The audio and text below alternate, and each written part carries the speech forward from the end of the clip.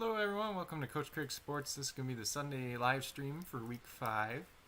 If you guys are new here, what I do pretty much is we're going to do some start set questions from y'all, if you got any, and then we'll go through some of the news, the injuries, and the inactive lists as they come out for today. So I'm going to start off with the biggest news. So the Patriots and the Broncos game has been essentially postponed, so it's not going to happen this week. So if you got any Patriots or Broncos in your lineup, just make sure you get them out of your lineup since they're not going to be playing today, obviously. And then their game will take place next week. And then Miami, and I think it's the Broncos game is going to get rescheduled for later in the year. Next week was supposed to be the Patriots bye week, so they'll be playing next week. Hopefully they'll be with Cam Newton coming back as well. But we'll go into some of the news real quick. So I got Roto World and Sleeper up here. We'll go through some of the news real quick. I'm just going to refresh it before I get started. And then we'll just talk about any news that came out big and go from there pretty much. So those are a couple inactives. So we'll get to the inactives a little bit later. It says Mark Andrews, his thigh injury, he's going to be active this week against the Bengals, so you can feel safe starting him. Texans tight end Jordan Akins has an ankle and a concussion. He's going to be inactive. So look for a little bump up for Darren Fells. Maybe he is a streaming option if you needed to replace somebody. But he's still touchdown dependent at this point. More inactives. So this one, the biggest thing is Eli Apple's going to be out. That was kind of expected anyways. He's probably one of their best corners, but their corners aren't very good overall. And let's see. So it looks like Terry McLaurin's going to play. Looks like Joe Mixon's going to play. Josh Allen, defensive end for the Jaguars, has been ruled out. So this gives a bump up in Deshaun Watson's value. He's going to be somebody that's not going to be under pressure all day. Josh Allen's obviously their best pass rusher. Marquise Hollywood Brown's going to be active. Lamar Jackson's going to be active. Go down to the next page. More inactives. Julio Jones has been ruled out. That was a pretty big one. I didn't expect him to play this week anyways. But if you still had him in your lineup for some reason, just make sure you swap him out real quick. This is another big news that came out is Washington football team's quarterback that was benched this week, Dwayne Haskins. He's likely to be on the trading block and is expected to be traded before the trade deadline. So it looks like they're going to be moving on from him. Not sure who's going to go after him. Wherever he gets traded, he's probably just going to be like the backup or quarterback and waiting until something else happens. Just keep an eye on that. Might help out his dynasty value long term a little bit more. But we'll just have to see where he ends up. Then more about the Patriots and the Broncos game getting postponed. Chase Young was going to play today, so that helps Washington's defense a little bit, and it hurts probably the Rams' passing game the time they have to pass the ball a little bit as well. Both Marcus... Okay, so that's a typo there, actually. So both Marcus Peters and Jimmy Smith are expected to play against the Bengals. If these guys didn't play, you could have seen a bump up for Tyler Boyd and T. Higgins a little bit. But since they are playing, just kind of keep your expectations where they were at. And then we obviously had more news about the Titans, how they had another positive test from one of their staff members. They're going in to shut down at their facility. It looks like they're still going to try to play the Tuesday night game, but just kind of keep your eyes out on that. If you have like a pivot option, probably go with the pivot option for these players. If you're in a league where your commissioner is letting you use an alternate player, so say you're going to play Derrick Henry, but if the game doesn't happen, then he lets you play a running back that's on your bench instead. Just make sure you're aware of that. Make sure you're aware of what your league is doing, and just kind of go from there. Let's see if we got anything more here. Deebo Samuel was expected to play. He did have an illness this week. I'm not starting him at this point yet. Last week he played on about 30-some% of snaps. I probably only expect him to play about 50% or so of snaps until he really gets up to that 70 to 75% range, kind of like he was last year. I just don't trust him enough to start him because there's not going to be enough volume there, especially on a run-heavy team. Then you're also getting Jimmy Garoppolo coming back, and you just want to make sure that everything's good to go there before you're trusting him pretty much on an every week basis. Looks like Raheem Mostert's going to play. He's somebody that you can start. If you have a pivot option to start instead of him and you want to wait a week, that's fine too. Then Brashad Perriman, he is doubtful, not expected to play. I didn't expect him to play at all this week anyways. This will give a bump. This gives a little bit of a boost up to Jamison Crowder and probably Jeff Smith the most. So if Jeff Smith's out there and you really need a wide receiver to throw in real quick, he's not a bad pickup, especially if you lost somebody in that Patriots Broncos game. He did play on 95% of the snaps last week. I believe he had 7 catches and I think like 81 yards or something like that. I could be mistaken, but I know it was pretty good. Pretty impressive for a guy in his first game this year, especially coming off of IR. But he's also a good play in DFS as well. I believe he's $3,000 on DraftKings. So if you need a cheap guy, he could be a good one here as well. Let's see. Zach Moss is still questionable. And John Brown was questionable. We'll get into more of these when we get through the inactives. Brian Bulaga and Trey Turner were both out for the Chargers against the Saints. So Austin Eckler's hurt. It looks like Joshua Kelly's going to get most of the work according to their coaching staff. But they're going to be without Brian Bulaga, they're going to be without Turner, and they're going to be without Pouncey, who's done for the year. So they're missing 3 offensive linemen, and they're their 3 best offensive linemen. And the Saints have a good run defense, so just tamper your expectations. If you are starting Kelly, if you have a or if you have a similar option, you can probably play your similar option instead of Kelly this week. Let's see, AJ Brown's still questionable. I think he'll play. It looks like Humphreys and Corey Davis both tested positive for COVID. If this game happens, Brown could be all right, but he's not somebody I want to start this week. Week 1 coming off an injury and the possibility the game might not actually happen. Mike Williams was questionable. We'll have to see if he plays. Jared Cook was questionable. We'll have to see if he plays. Michael Thomas as well. So out of these, I expect Mike Williams to miss. I kind of expect Jared Cook to miss as well. Michael Thomas, I think he's going to end up playing. They do have the bye week next week, so they might try to sit him so that he has 2 more weeks of rest. But everything I've read pretty much makes it sound like he's going to play. We'll just have to see what happens, though. And then I think we're getting down to the end on this list. So we'll go over to Sleeper. So Lamar Jackson, Marquise Brown, we're good to go. Julio Jones inactive. Dwayne Haskins. So these are pretty much most of the same. Le'Veon Bell did come off the IR list. So just look for him to get a bunch of touches in this game. I know Frank Gore is probably still going to be involved because Adam Gase is still the head coach. And he loves Frank Gore more than anyone in the world. We'll have to see what Le'Veon does this week. He can probably be a running back 2 going forward. If Adam Gase gets fired, he would be a strong running back 2. Jaguars want to use James Robinson more in the second half. So that just boosts his value. It's already a good matchup against the Texans this week. And that Jets test that was presumed positive this week came back as a false positive. So that's good news for that game. Looks like it's still going to happen. Not too much else to say about that. Cam Akers is fully practiced again on Friday and is set to play this week. So a lot of people have been talking about Cam Akers. Should I pick him up? Should I play him this week even? So the short answer to that is I'm a very big Cam Akers doubter, essentially. I have an inside source that just says he wasn't going to be any good. Now he's had this injury. So you saw last week Malcolm Brown got a majority of the carries, then Henderson got some as well. So I think it's going to be Brown and Henderson, and then Cam Akers is going to have a small share this week. If you look back to game 1, what they did with Henderson barely played. I think he had like 7 snaps week 1. I wouldn't be surprised if they did the same thing with Akers this week. So he's definitely not somebody you want to start. If you really want to stash him on your bench, that's fine. He's not somebody that overall impresses me too much, though. Desean Jackson's out. This was expected. I think they announced that a couple days ago anyways. Austin Eckler was officially put on IR. So that's good if you're in a league that you had to wait to put him on IR. But you obviously have him now. And I don't know why that's in the same thing. It says Kalen Ballage was signed in the practice. Oh. Former Jets and so they signed Kalen Ballage, so he's going to be the third running back. Not too concerning there for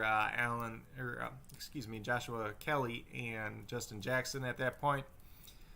Let's see, anything more here? Jimmy G looks like he's going to start. Kind of talked about that already. Darius Leonard groin was officially out versus the Browns. So the Colts have had a good defense this year. Leonard's obviously their best linebacker. Him and Walker look like they might miss this game. Leonard's officially out. Walker's still questionable. So we'll have to see how that plays out. They've only given up one 100-yard rusher since Matt Eberflus took over as the defensive coordinator.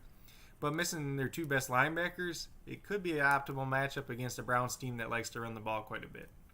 And on the opposite side, the Colts aren't a team that likes to air it out, and they're not going to be scoring a bunch of points, so it's not like they're really going to be making the Browns throw the ball at all. So this could be a game. Look for a lot of running back touches in this game. I wouldn't be surprised if this was one of the quickest afternoon games, just with the clock always running. Especially like when you get two teams that both run the ball, a lot of times the game gets over quicker than a lot of other games. So here's another interesting one. David Najoku made his way back through practice 100% healthy and will be activated off injury reserve. I think he's a guy, he could be a speculative add at tight end. He's obviously their most athletic tight end. If you have Austin Hooper, you should not be starting him this week. Honestly, you probably shouldn't even own Austin Hooper at this point. He's just not getting enough targets. And then now that Najoku's back, it's just not going to be good news for him. And they're just going to be splitting touches. You saw what happened last year with the Vikings tight ends, where they both pretty much were irrelevant. Then Alshon Jeffrey is out with a non-COVID related illness. So it looked like he might play this week, coming off his off-season foot surgery, that Liz Frank surgery. But now he had this illness as well.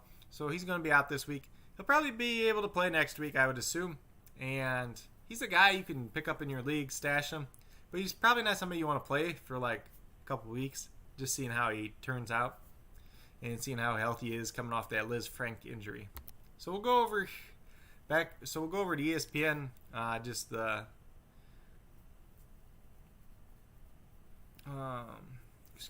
We'll go over to ESPN. We'll just look at their inactives, who's in and out for injuries, talk about the impact there as well.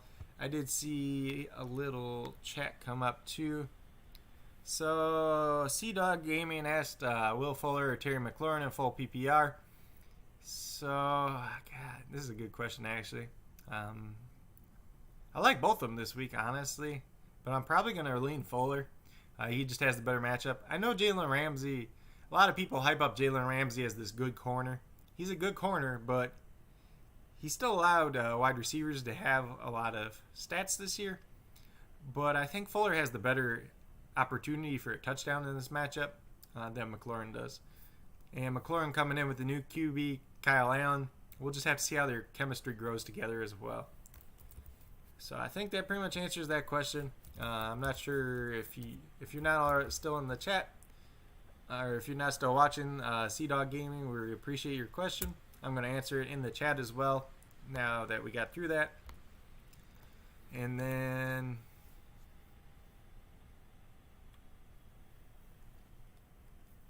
okay, so now we're back to the ESPN stuff. So Daryl Daniels, he's a backup tight end for the Cardinals. He is questionable with thigh injury. I'm going to update this page real quick, just make sure it's all the way updated.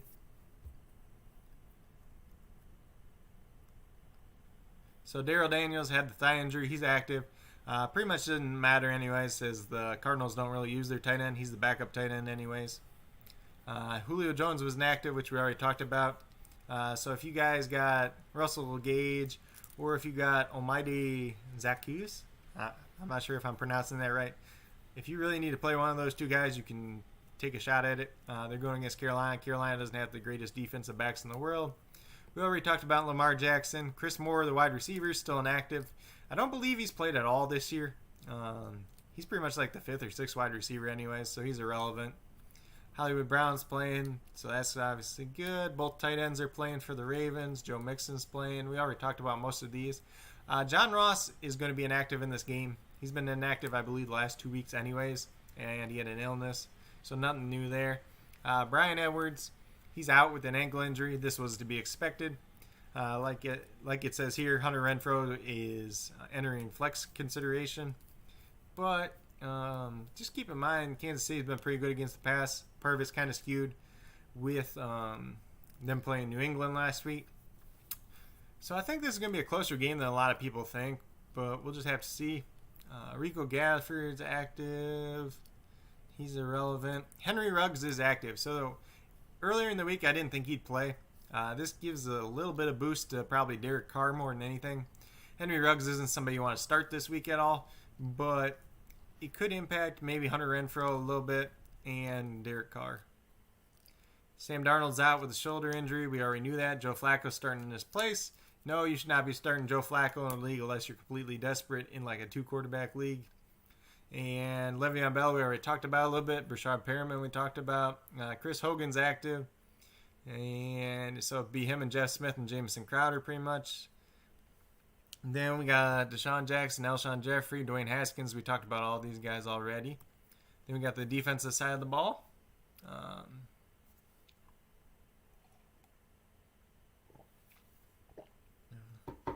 Jordan Phillips, defensive tackle / defensive end. For Arizona, he's going to play. Probably makes it harder for the Jets to run the ball more than anything. Devon Kennard, linebacker's out. No real impact there. Banjo is inactive as well. Not too much of an impact there. Derek Wolf's going to play. Marcus Peters is going to play. I'll just go through and see if these... I'll mention the ones that are pretty big on the defensive side because it's not as fantasy relevant. Mackenzie Alexander is not going to play in this game. So he's probably their second best corner, so that helps Baltimore's wide receivers a little bit. Granted, your only Baltimore wide receiver you're going to play is Hollywood Brown anyways. Bernardrick McKinney for the Texans. If you guys don't know, I'm a Texans fan. I got my shirt on for today. Obviously, we're out to 0-4. Not a very good start at all. McKinney's our best linebacker. He's inactive with a shoulder injury. So this is a big, big impact. Honestly, I say it all the time. J.J. Watt, Whitney Merciless, and Bernardrick McKinney are like the whole defense as it is. Zach Cunningham, I know a lot of people hype him up, but he's really not that good. So we'll see who comes in for McKinney. I believe Adams came in for Cunningham a couple games ago, but we also have Dylan Cole, who's a guy that I personally like a lot. But neither one of them is going to be McKinney and have the impact that they have. So this definitely is a boot. Yeah. So this is definitely a boost to James Robinson's stock. So if you were on the fence about starting him, you probably shouldn't have been anyway, since the Texans are awful against the run. But look for a big, big game from him. If you're in DFS, maybe this gives you an extra boost in DFS. Then let's see. On the Jacksonville side, they're going to be without Josh Allen, their top defensive lineman, without Miles Jack, one of their top linebackers, and without C.J. Henderson, their top corner. So Jacksonville's defense is not looking too great in this one. So this might end up being a shootout game. And like I was talking about Will Fuller before, C.J. Henderson being out is going to help him out quite a bit. Then, let's see. Micah Kaiser is out for the Rams. He's pretty much been their best linebacker this year. And maybe this gives a boost up to Logan Thomas. We'll have to see how he gels with Kyle Allen. But if you're in DFS, you could probably play Logan Thomas. I believe he's $3,500 on DraftKings. Let's see. Who else? So Bless Austin is out with calf injury for the Jets. I guess that means they're going to put Pierre Desir on DeAndre Hopkins, which is a matchup that Hopkins should win pretty much all day. Not too much else to say there. And then Avonte Maddox is still out for the Eagles. I don't know if they're still going to put Jalen Mills down at corner, but if they do, it could be a big game. If just be on the lookout for these Pittsburgh wide receivers. Be on the lookout for Eric Ebron in this one especially too. They used Eric Ebron kind of out wide as a wide receiver, like on third downs a lot. Created mismatches that way. Philadelphia Eagles linebackers are pretty bad against tight ends anyways.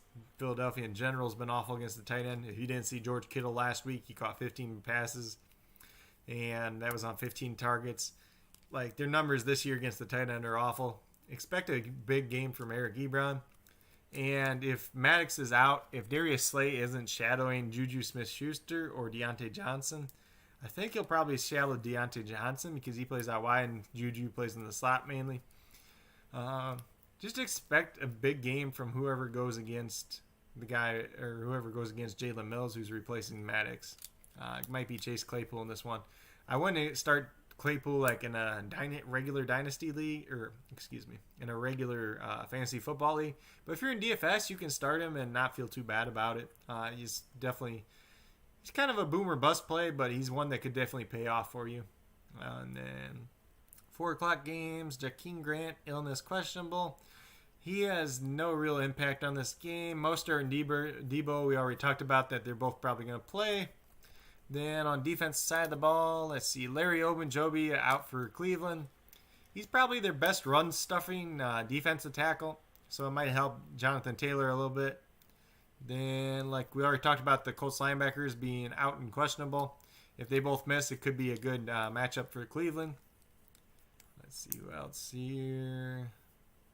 The last one we got is pretty much the 49ers defensive backs. So Kwan Williams, Emmanuel Moses are both out.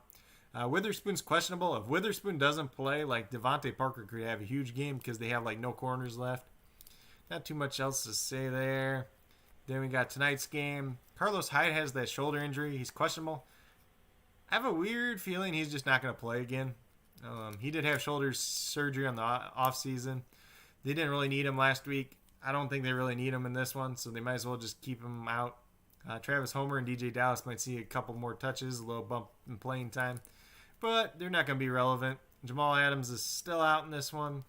So it's good for the Vikings, honestly, more than anything. But Seattle's defense is nothing to be afraid of at this point. Let's see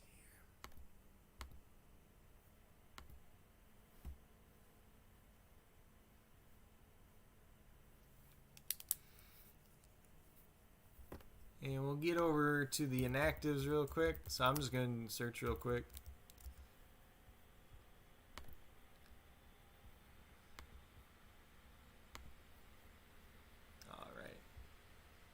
Excuse me for that.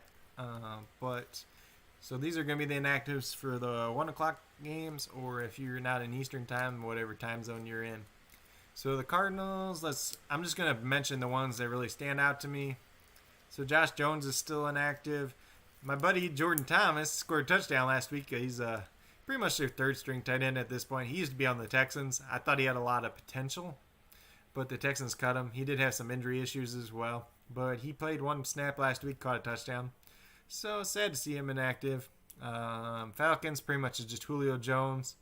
The Ravens, let's see if we got anybody here. Nothing really that you would expect out of the Ravens here. Nothing crazy. Then obviously the Panthers we already talked about. It's pretty much just Eli Apple. The Bears already played, so we don't need to talk about them. The Bengals was pretty much Mackenzie Alexander. John Ross, but he's been inactive anyways.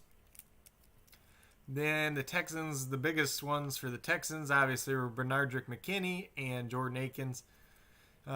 Kiki QT is inactive this week. He is somebody I was kind of watching out for, see if he play more now that Bill O'Brien is gone. I know he was kind of in Bill O'Brien's doghouse for like 2 years more than anything.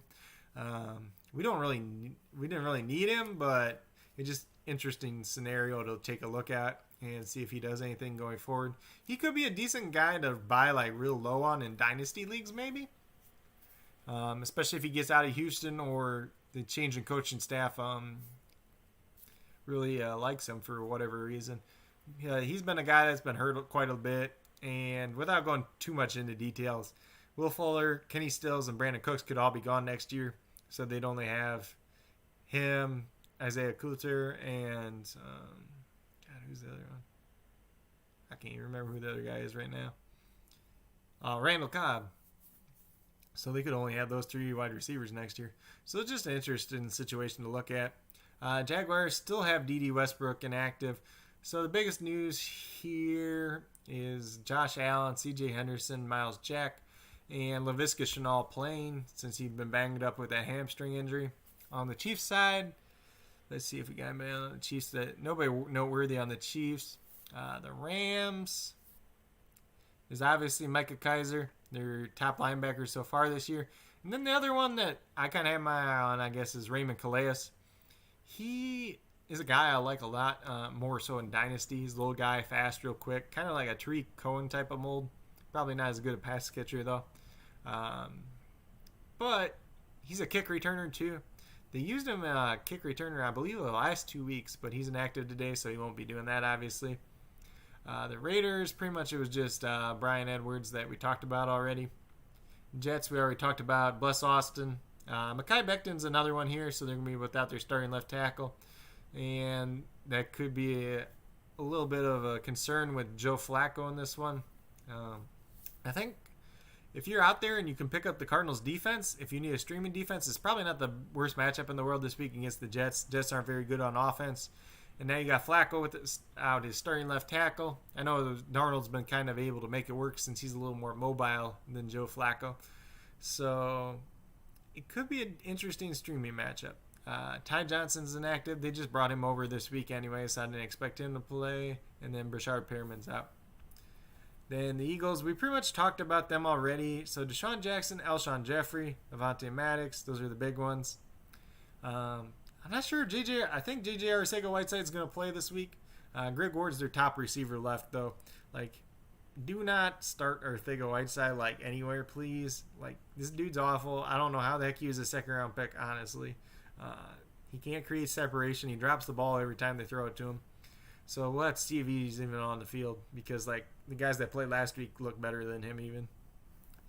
Steelers side, there's no real notable names on this Steelers one. The most notable is Derek Watt, the fullback, so they're probably going to be without a fullback in this game.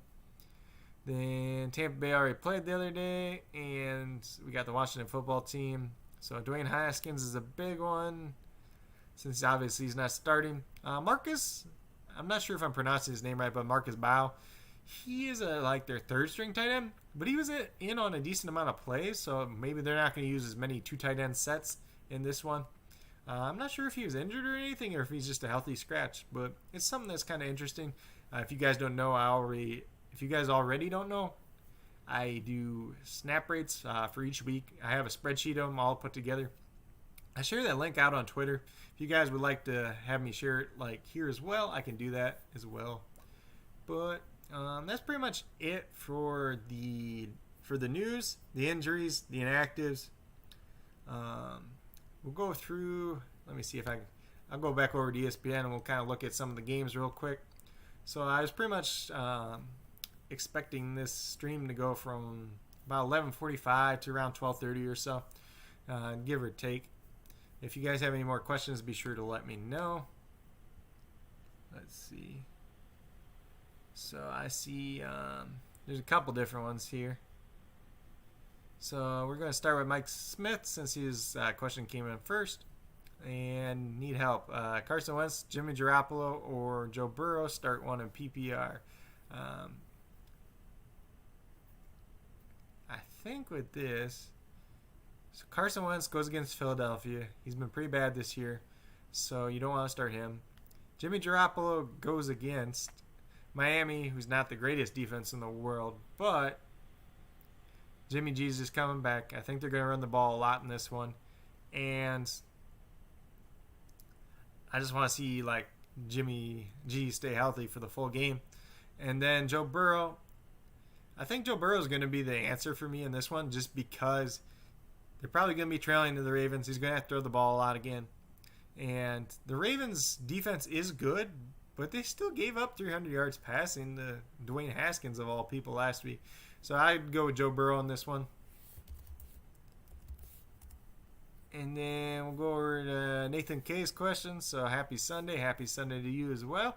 And we got, let's see. So we got Greg Ward or Myles Gaskin in the flex. So I think this is actually a tough one. But I think Greg Ward's still a play here.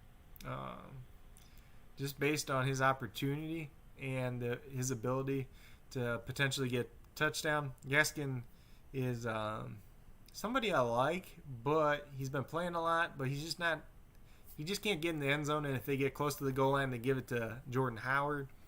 So I'm going to lean him. And I know that, Nathan, that you're in a standard league as well. So that's, if it was a PPR league, I'd probably go Gaskin, but in the standard league, I'd go with Greg Ward. We'll go look over some of the games real quick.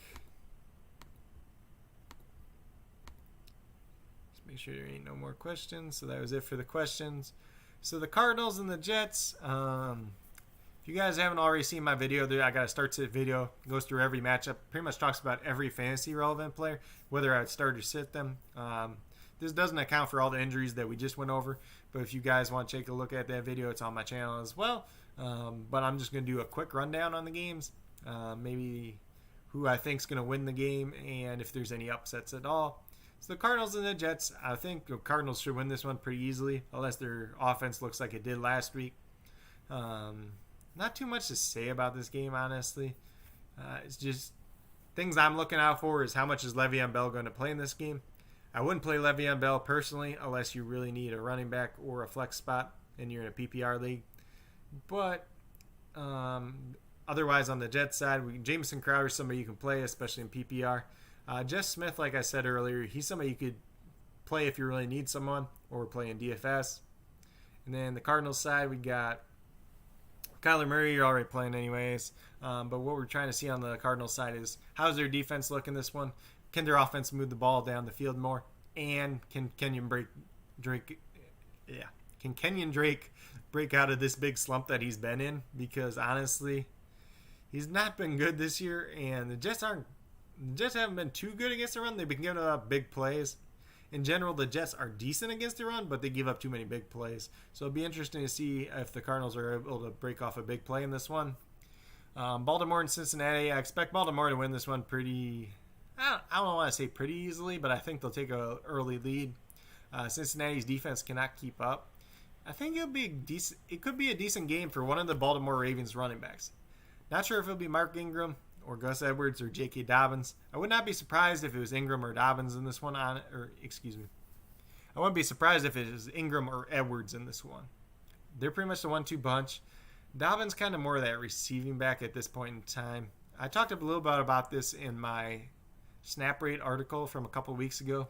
I'm going to be doing another article that goes back looking at the players that I already looked at in that article and the crowded backfields that I looked at as well. And the Baltimore Ravens were one of them. So that'll be coming out later this week. And it'll be interesting to see the changes that happened in that. If I'm trying to think of anything else. So Cincinnati side, you're fine with Burrow. You're fine with Mixon. I think they'll be all right. Tyler Boyd's a good start in this one. And T. Higgins you're probably all right with. We'll just have to see how it plays out. Joe Burrow's going to throw the ball enough that these wide receivers should be relevant. AJ Green's just the one that scares me in general. Pittsburgh and Philadelphia. I think Pittsburgh will win pretty easily, but I think Philadelphia's going to put up a fight in this one, kind of like they did against last week against the 49ers. Pittsburgh, you can pretty much start most of your guys in Pittsburgh, honestly. And then, like the Eagles side, you're looking at Carson Wentz, you don't want to play. Miles Sanders, if you can get away with not playing him, it's all right in this matchup. But I understand that you have to play him most of the time. Greg Ward's a decent flex play, fill-in guy. Zach Ertz is one of the most interesting things to watch in this game. How is he going to play? Like last week, he played against the 49ers. He only had 4 catches. The 49ers are pretty good against the tight end, though, so don't hold that against him.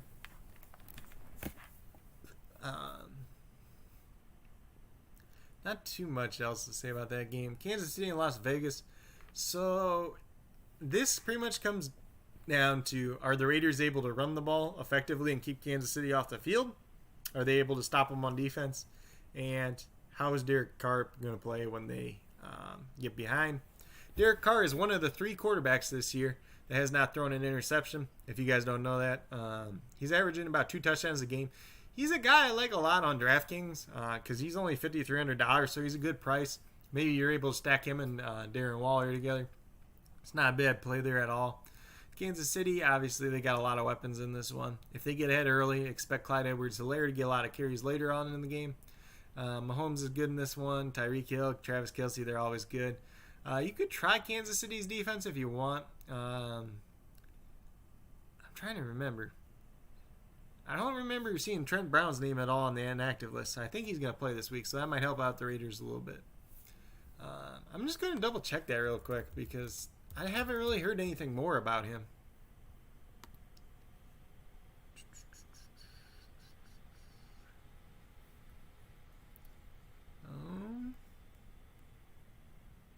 Yeah, so they're gonna have Trent Brown active today. So that's a big bump up for Derek Carr, a big bump up for the running game as well.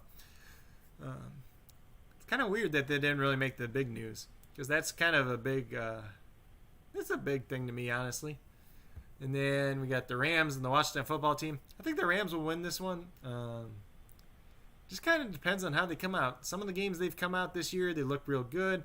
Some of the games they've come out and they look awful, honestly. Like they played against Buffalo, they didn't look good early on. I know they were able to come back and almost win the game until Buffalo won it. But I don't know what to say about them, honestly, at this point. I know they're getting a little cute with how they're rotating the running backs. I'd like to see Henderson get the ball more. I know we already talked about Akers earlier, but Henderson looked good 2 games in a row, and then all of a sudden Malcolm Brown got most of the carries last week. Let's see. I think this could be a decent game for Tyler Higbee, though. Washington's linebackers aren't that great against tight ends. On Washington's side, we want to see how Kyle Allen plays in this one. Which Kyle Allen are we going to get? Because there's some games last year Kyle Allen looked decent for the Panthers, like early in the year, and everybody's like, let's get rid of Cam Newton. Kyle Allen's better. But then at the end of the year, it's like we've seen Kyle Allen, and he was awful. He can't throw the deep ball very well. I don't really think Washington doesn't really have anybody that gets down the field too well on the deep ball. I know McLaurin can do it. He's pretty quick. But he's best in kind of that DJ Moore role of last season where he get him in that intermediate passing game and then he breaks off the long run after that. Like I said earlier, Logan Thomas is somebody you can consider in DFS. And then I know a lot of people are going to be playing Antonio Gibson in DFS this week, honestly. He's only like 5,000 on DraftKings. He had that good week last week. I think he's going to have a decent week this week as well. And everybody's like, oh, Kyle Allen throws a bunch of check down passes, so that's going to help out Antonio Gibson. It's also going to help out somebody else that's in their backfield named J.D. Mckissick. J.D. McKissick's played on more snaps every single week than Antonio Gibson. So I think he's a guy that if you need a plug and play in PPR that's not going to kill you, McKissick could be your guy. He probably ends up with at least 5 catches and then he gets a couple carries. So he's one of them guys that's not going to kill you. But I wouldn't be surprised if he all of a sudden gets like a bunch of catches, has a decent game, and he's one of the top waiver wire pickups next week either. Let's see here. Make sure we don't got any more questions.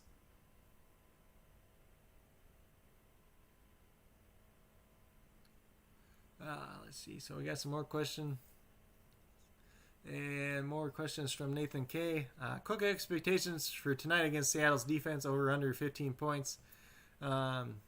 Just with that one, I make sure it depends on your scoring format as well. I think I can't say obviously, but I think he gets over that 15 points. He'll probably be involved in the passing game. I expect them to be trailing, but a thing to keep out something to keep an eye on is Alexander Madison has played more on passing downs than Dalvin Cook, even though Dalvin Cook's a decent receiving back as well. So I think Cook has a decent week, but I don't think he has an explosion week. Let's put it that way. Let's see. And then next question was, you think Fuller scores today? They just lost the head coach. Not sure who the cornerback will be on him today. So I kind of talked about this a little bit earlier. I think Fuller has a pretty good game in this one, honestly. And the cornerback that's going to be on him is going to be not C.J. Henderson. We talked about that a little bit earlier. And I think that's a matchup that Fuller takes advantage of. I'm not sure if it'll be Trey Herndon or I think DJ Hayden are the 2 other corners. But he should be able to beat them pretty easily. Watson will have a little bit more time to throw the ball in the pocket with Josh Allen out. So it's definitely a favorable matchup for Fuller. And next question is, do you think we'll see Alex Smith today? Hopefully don't unleash him against Aaron Donald. I don't think we'll see Alex Smith today. I don't think we'll see Alex Smith for a couple games. I think they're going to give Kyle Allen a couple games to see if he's got anything this year. If he doesn't, then I think they'll turn to Alex Smith.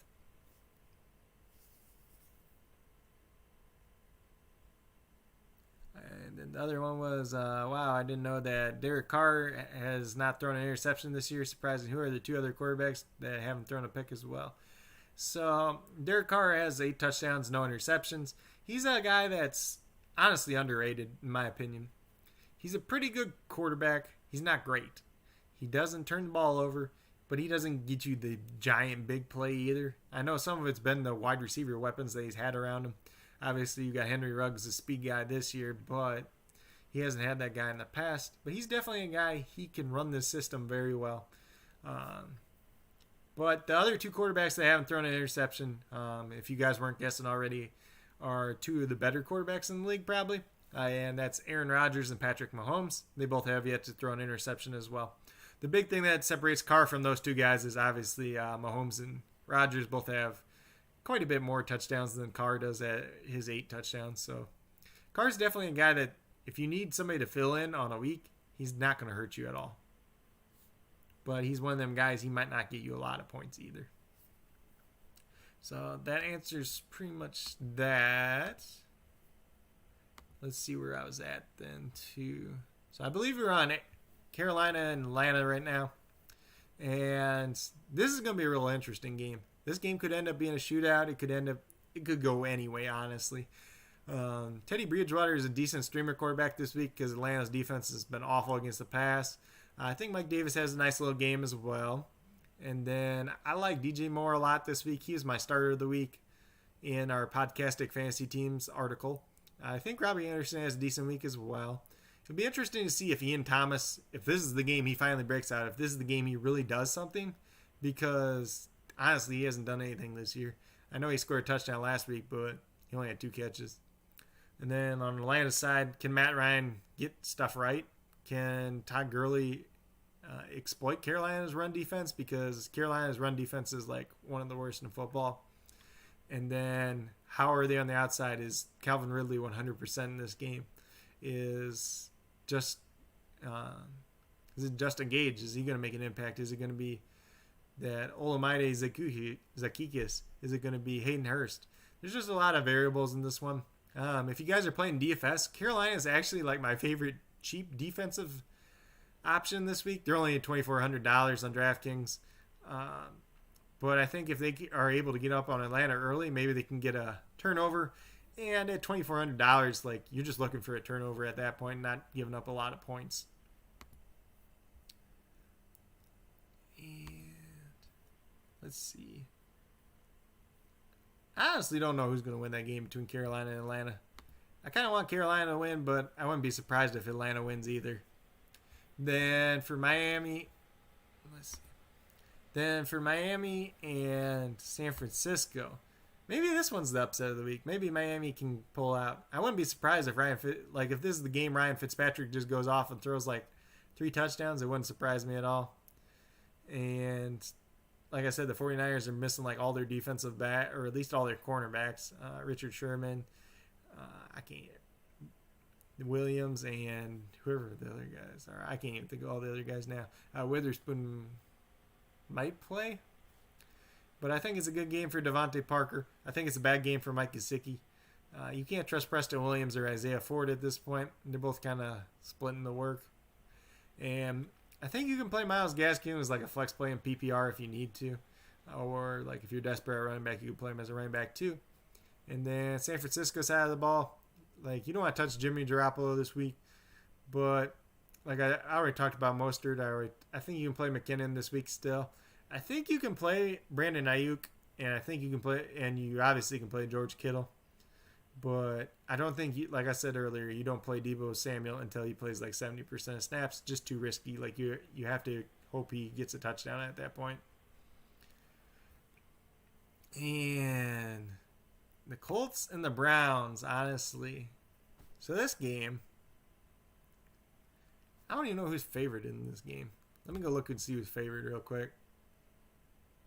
So matchup predictor has the Browns slightly ahead. And the Browns are 1-point favorite at home. So that's kind of surprising.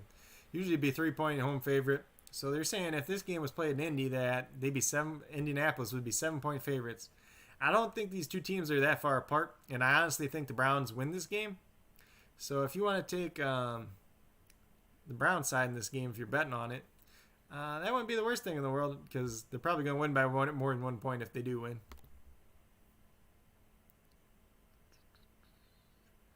Then we got the Cowboys and the Giants. I wonder what the spread is on that game as well. So Dallas is favored by 7.5.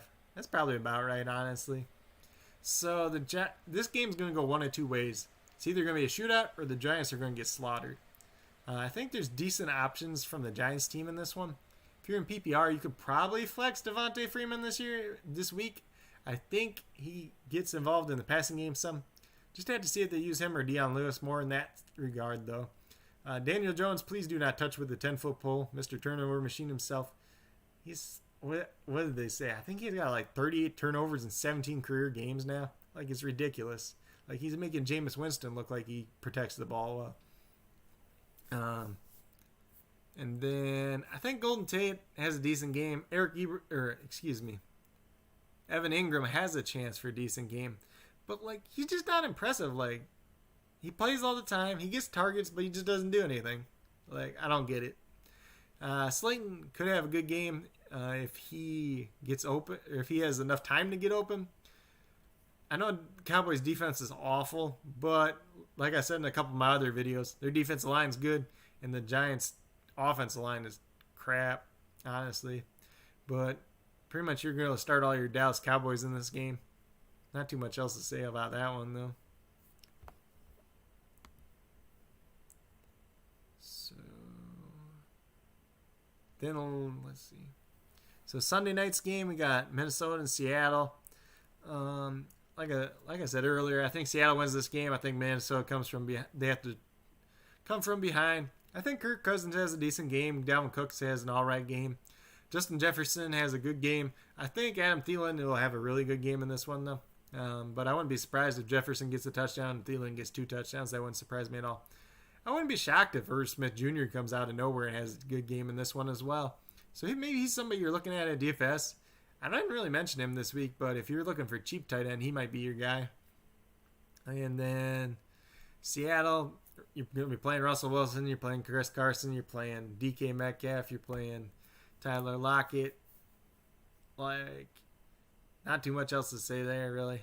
If you want to stack all those guys in DFS again, you can do it. It probably won't hurt you either. So we got the Monday night game, the Tuesday night game as well. So I think the Saints beat the Chargers, but this wouldn't really surprise me if the Chargers upset them because they played pretty good against Tampa last week. Herbert's been a lot better than I expected. He's somebody you could play if Lattimore and Jenkins doesn't play in this one because I think they're going to have to throw the ball quite a bit. They're not going to be able to run the ball on the Saints real easily, though. Keenan Allen, Hunter Henry are good ones in this matchup. We already talked about Joshua Kelly. You can play him if you need him, but this is kind of a week I want to avoid him unless I don't have a better option. And then the Saints, on the Saints side, like Drew Brees is fine to start. Kamara is good to start. Michael Thomas, if he plays, you can start him. But a lot of you guys are probably going to have to make that decision before then. Just kind of depends on all your other options. And then if Michael Thomas doesn't play, I think Tre'Quan Smith's okay to play if you need a pivot option in that regard. And then Buffalo and Tennessee, I honestly don't think this game's going to happen this week.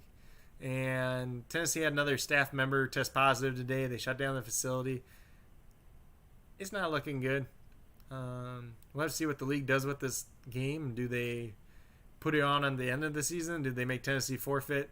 It'll be real interesting to see. I think Buffalo wins this game regardless, but it'd be real interesting to see what happens. I think if the game, honestly, I can't put any players in this game in my starting lineup. I just don't trust it. If you're in a league where your commissioner allows you to do the alternating, like I talked about earlier, just make sure you got your pivot options or alternate options available in that one. So, like, if you got Jonnu Smith, make sure you have a tight end on your bench in case you need that alternate option. Because 0 points is better than, or any points is better than 0 points. Let's see here. So we got Gliss, who's full point flex decision. Chark, Le'Veon Bell, or Jonnu. So I just kind of talked a little bit about this. I'm not playing anybody in this game. I love Jonnu if this game happens this week, but like since it's on Tuesday, like you can't trust it. I want to see what Le'Veon Bell does before I really start him. And then, so like for me, this one I'd go DJ Chark. He looked great last week. He's still the number one wide receiver on their team. Texans defense is nothing great at all. I know Bradley Roby's been decent, but if he doesn't shadow Chark, like Chark's gonna have a big game. So I go with Chark in this one. And then like you also have Laviska Shenault. He had that hamstring injury. I know he's playing, but if he just goes out and tweaks in the middle of the game, Chark could get some more volume that way as well. And then we got Mike Smith, who to start at tight end, Mo Alley Cox, and Austin Hooper. Boy, honestly, I say what's on see what's on your waiver wire, because I don't trust either of these guys this week. Let's see. You can make a case for Mo Alley Cox because the Browns are awful against tight end. But the thing you got to keep in mind with Mo Alley Cox is Jack Doyle and Trey Burton both played on more snaps than him last week. They both saw more targets than him. And the only reason Mo Alley Cox was relevant at all last week is because he scored a touchdown. So you're pretty much saying you have to get a touchdown with Mo Alley Cox. I wouldn't be surprised if this is a game Trey Burton ends up with 5 catches. I've been on the record of kind of saying that. I don't think Trey Burton's that great, but Frank Wright and his staff love him for whatever reason. I think Frank Wright was actually on Philadelphia's staff when Trey Burton was there, so that's probably part of it too. And I don't know. I just can't trust Mo Alley Cox at this point. I don't love Hooper. I don't love that Najoku's back this week. But if you're just between those two guys, I would pick Hooper in that case. And like I mentioned earlier, the Indianapolis Colts linebackers are going to be out. Darius Leonard's at least out. And then Walker might be out as well. So if they're both out, that could help Hooper out a little bit as well. Just kind of tamper your expectations for both options. They're both kind of touchdown reliant at this point. But I think Hooper sees more volume, so he's the safer play of the two.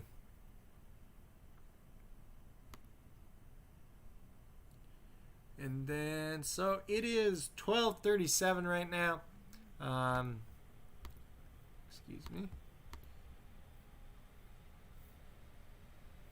So I'm going to just double check, make sure there's no other news before we get going here. If you guys have any more questions at all, please feel free to leave them down, or feel free to leave them in the chat. I'll try to answer all of them. If you leave another question down, or if you have another question and it doesn't get down in the chat while I'm still live, feel free to leave it in the comments, or you can reach out to me on Twitter, like at Coach Craig Sport. You can reach out to my email, coachcraigsports@gmail.com. You can reach out to me on the Coach Craig Sports Facebook page as well. Just let me know. But I'm going to look real quick, just make sure there's no more news updates here. Oh, I'm still on page 4. We don't want to be on page 4.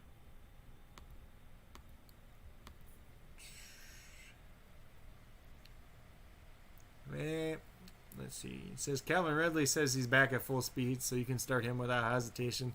You're probably going to have to start him either way. Let's see. Most of these are inactive still, so there's no real news there. Reload this one as well. So that's pretty much it for the news. We'll go over the chat real quick, just see if there's any more.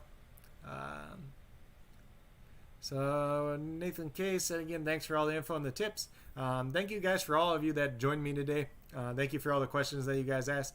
I really do appreciate it. If you're new to the channel, like you haven't been with me before, please be sure to check out my videos as well. I generally put up 5 a week. So Monday is the top performers for the week. I go over the top 5 guys at quarterback, running back, wide receiver, tight end positions. Talk about how they did, why they did well, kind of, and if you can expect that going forward, or if it's just kind of like a fluke 1 week thing. And then Tuesday I go over waiver wires. I would consider my waiver wire pretty in depth compared to a lot of other ones. So what I do is I make a slideshow. I put the names of the people that are owned in 50% or less than leagues for Yahoo and ESPN leagues. I go through quarterback, wide receiver, running back, tight end, and defenses to consider streaming for the week. And I go over a lot of stats, kind of like their last game stats, how many snaps they played, and then their ownership rates as well. And then on Wednesday I go over the Thursday night preview. I don't recall who's this Thursday night's matchup, but as we get there, I'll go over it. And then Tuesday, I go over DFS picks. Friday, I make a video that goes through every single matchup besides the Thursday night game. And it shows each side. It shows all the fantasy relevant players. And then I kind of talk about whether I'd start or sit them on that given week. Give a little bit of context to it. I know that does change a little bit with injuries. And then on Sunday, if I'm able to, I do live stream. But that's pretty much a brief overview of the channel. I also write articles on the Podcasting Network, So if you go over to podcastingnetwork.com, you'll see our articles over there. We have a very good writing team there as well. I got about 3 articles up there. Like I said earlier, I'm going to do a snap rate article, kind of looking back at my one from week 2, and then what kind of insights we can take going forward from it. If you guys are interested in snap rates, week by week, team by team, for all the offensive players. For all the offensive players, just let me know. I can give you guys a link to that as well. It's a spreadsheet that I update every week. And I know there's some out there as well. So a lot of these guys, they take longer to put them in. But I pretty much do it as soon as I can. And then I have all those numbers all in one place for teams, for each player, and then for every week that they played. And then, let's see. But for the most part, that's pretty much it. I do see Jeremiah's coming in here with the question now that says pick 2 in standard. So we'll wait and see what his question is as well. So his is Miles Sanders, Juju Smith-Schuster, DJ Moore, and Darius Slayton. So since it's standard, you have to consider guys that are more likely to get a touchdown. So out of these guys this week, I'd probably say Slayton has the best chance of getting a touchdown. He's got a good matchup against Dallas, if they can protect Daniel Jones enough. But overall, the Giants haven't scored many touchdowns. DJ Moore is not a prevalent touchdown scorer, but he's got a great matchup, and I really like starting DJ Moore this week. Juju Smith-Schuster is probably the best touchdown upside out of this group. Sanders goes against a poor matchup as well. I probably, if it was up to me, I'd go Juju Smith-Schuster and DJ Moore, based on matchups and based on touchdown upside. I do think this is a decent chance for DJ Moore to get a touchdown in this one as well. So I go Juju and DJ Moore in this one. Not sure who your other running backs are, but like I said earlier, with Miles Sanders, if you're able to bench him, then I would do it. It looks like in your case that you have pretty good options, so I would do that this week. And we're just going to double check stuff real quick.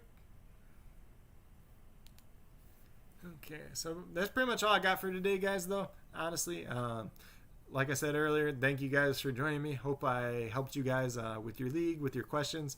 If you, like I said earlier, if you guys have any more questions, be sure to leave them in the chat, leave them down in the comments. Reach out to me at CoachCraigSports@gmail.com, on Twitter at CoachCraigSport, or on the Coach Craig Sports Facebook page. If you guys enjoyed this stream, just be sure to let me know. Leave it down in the comments. Give it a like. If you're new to the channel, be sure to subscribe. Check out my other videos. And then if you're a new or current subscriber, also be sure to hit that little notification bell as well. It'll let you know every single time that I post up a video. But with that being said, thank you guys for joining me this week, and I hope you guys all have a great Sunday. I hope you guys all enjoy the NFL game slate this week. I know we're missing that Patriots game. We might end up missing the Bills and the Titans game as well. So hopefully you guys do well in your fantasy leagues this week and have a great Sunday.